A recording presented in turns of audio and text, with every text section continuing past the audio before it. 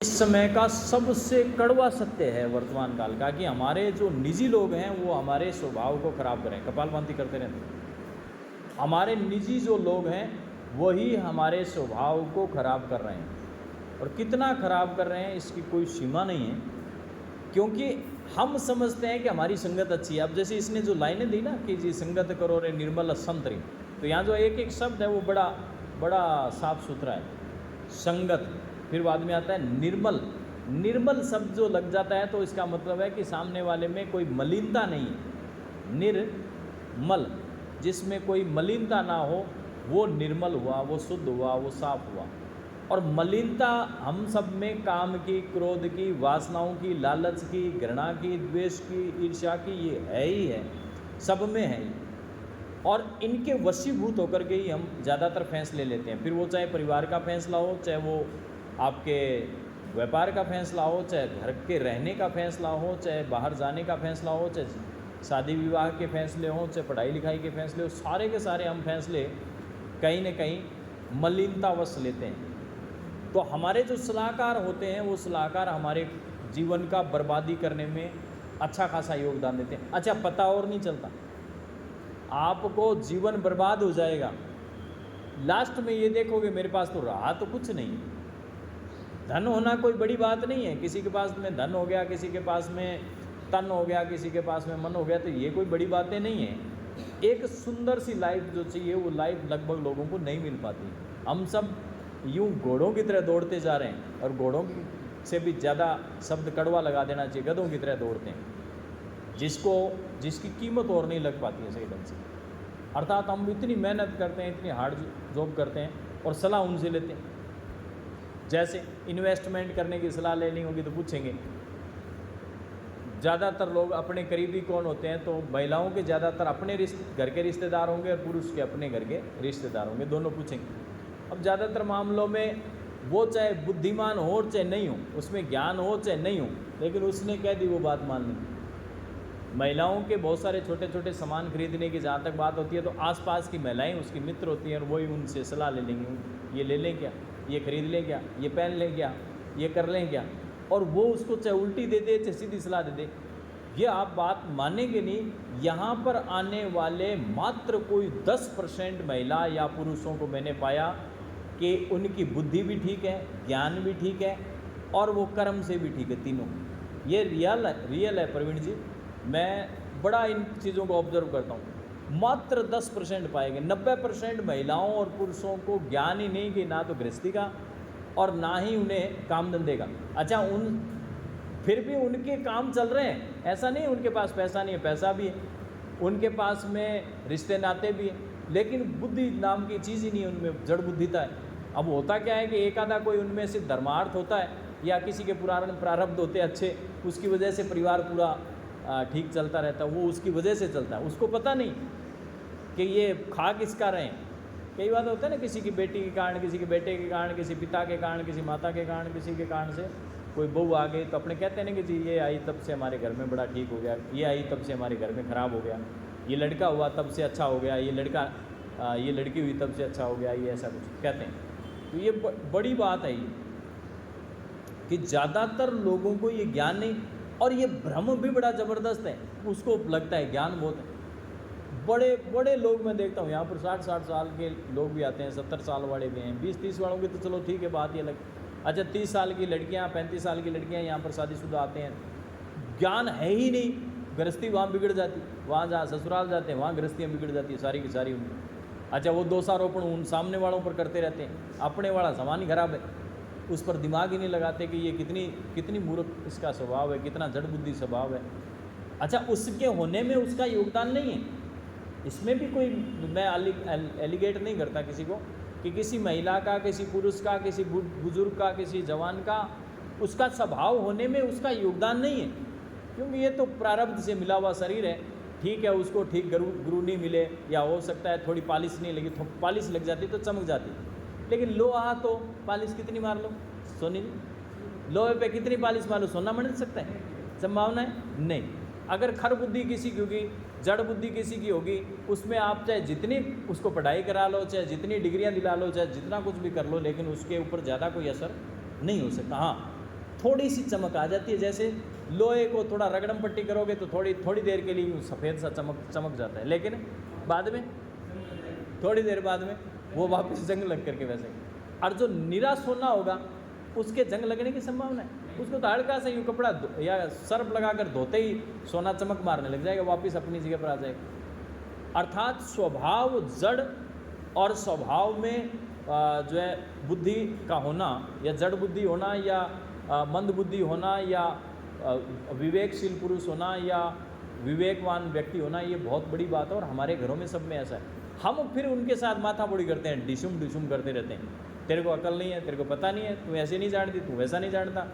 जैसे पुरुष के साथ करते रहेंगे, तुम्हें ये नहीं, तुम्हें वो नहीं। महिलाओं के साथ में ये नहीं, तुम्हें ये नहीं, ज्ञान नहीं है, तुम्हें पता नहीं है, तुम ऐसे हो। घरों में हमारी क्लेश बना रहता है। बच्चे के कारण भी, महिला के कारण भी, पुरुष के कारण से भी, किसी के कारण से भी क्लेश बना रहता है। बहुत सारी माताएं मैंने देखी है, बिल्कुल ही ज्ञान नहीं है बेचारियों को। ठीक है, माता है तो उसको बच्चे का इनका तो पता है, पाल लेगी, पोस लेगी, जन्म देगी, वो सब करना उनको आता है, लेकिन ये ज्ञान नहीं है कि गृह गृहस्थियाँ कैसे चलती है। हाँ ठीक है, उनका भगवान के सहारे से काम सबका निकल ही जाता है। यहाँ मैंने देखे हैं जो करोड़पति से करोड़पति है, लेकिन अकल नाम की चीज़ ही नहीं।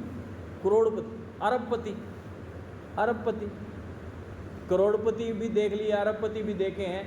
जो 500 करोड़ के मालिक हैं उनको भी देख लिए, जो बिल्कुल लाख रुपए वाले हैं उनको भी देखें, सारों को देखें। लेकिन बुद्धिमानी का लेवल किसी में देखा गया है तो एकदम से जड़ बुद्धि है, पैसा खूब, बिल्कुल मंद बुद्धि है, लेकिन जो है घर गृहस्थी में देखो तो सारा ठीक है।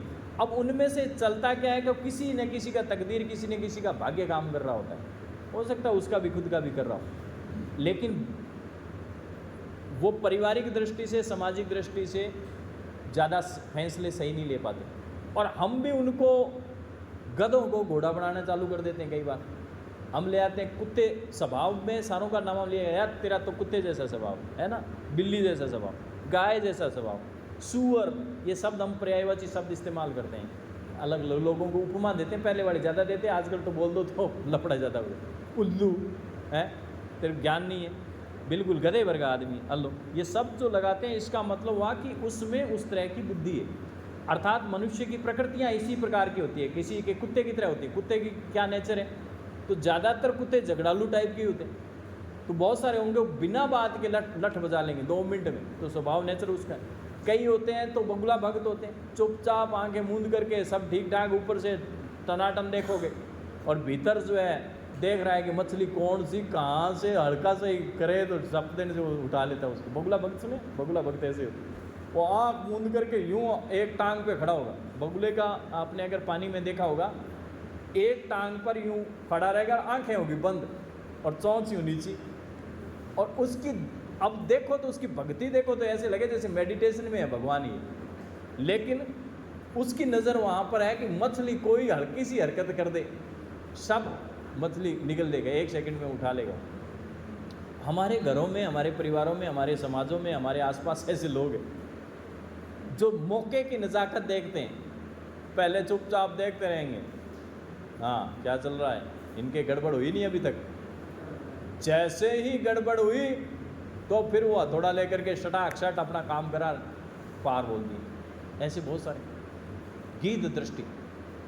तो कहने का भाव यहाँ पर ये कि संगत हमेशा ही अच्छी संगत हो तो बढ़िया है। संगत, अच्छी संगत का ये नहीं है कि आप जाकर के किसी संत फकीर और इनके पास में बैठ जाओ, आप जो भगवानदारी करे बैठे हैं उनके पास में बैठ जाओ, वो बैठाते भी नहीं, जो सच्चे फकीर हैं वो नज़दीक नहीं लगने देंगे किसी को।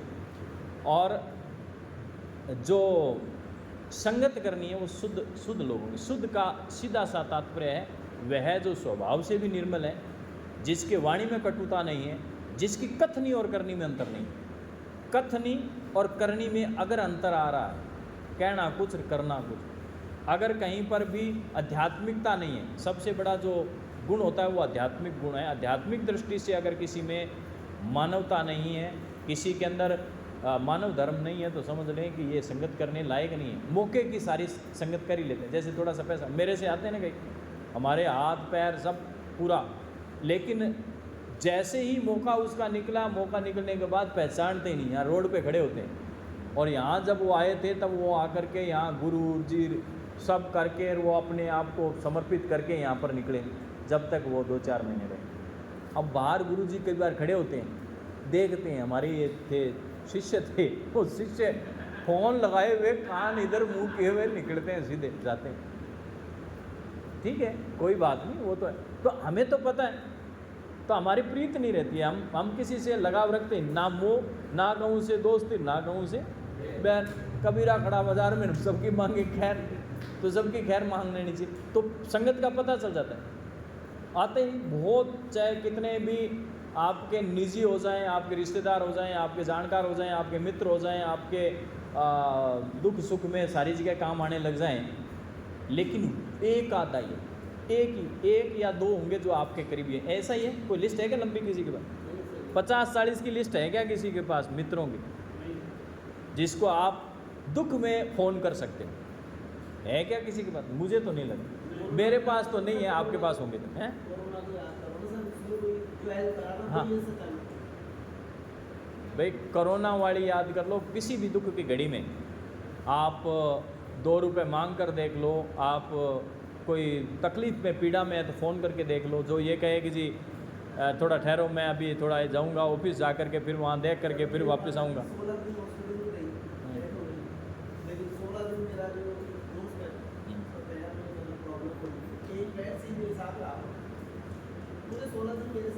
तो मित्रता है ये, असल